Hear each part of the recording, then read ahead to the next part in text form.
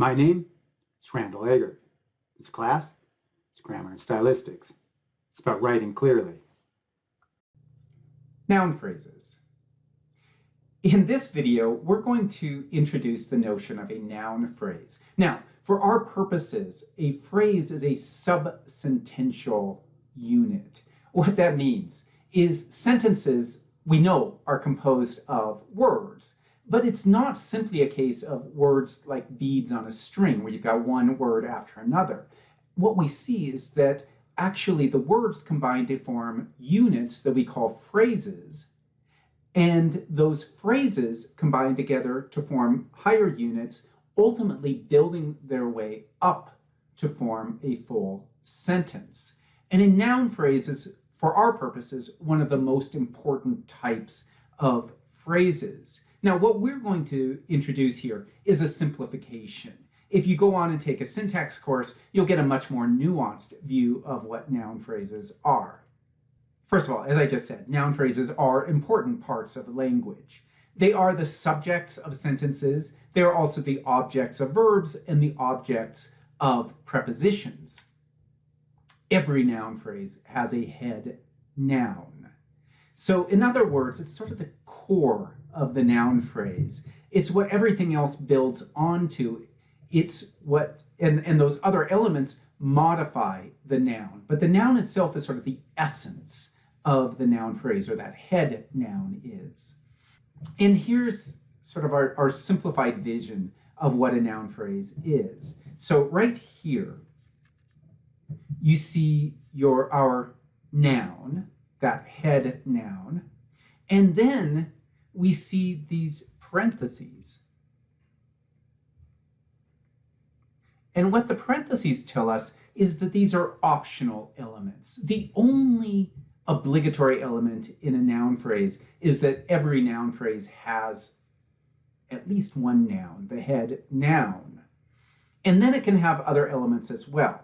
Then you see right here, these pluses. What those mean is that these can be repeated. We can have more than one adjective. And in fact, there's no limit to the number of adjectives that we can have modifying a noun.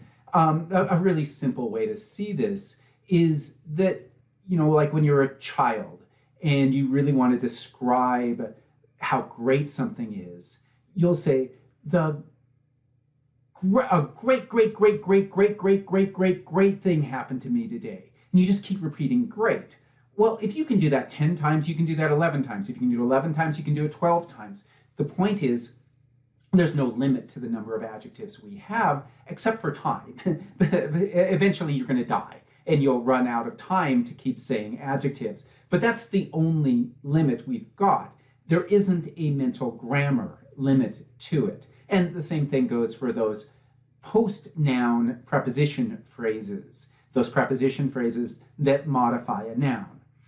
The dat at the beginning here, this word refers to what are often called articles, like the, and, this, that. Even cardinal numbers like 1, 2, 3 can act as determiners, as well as possessives like my, your, his, her. Okay, the idea then is that we build up off of that core head noun.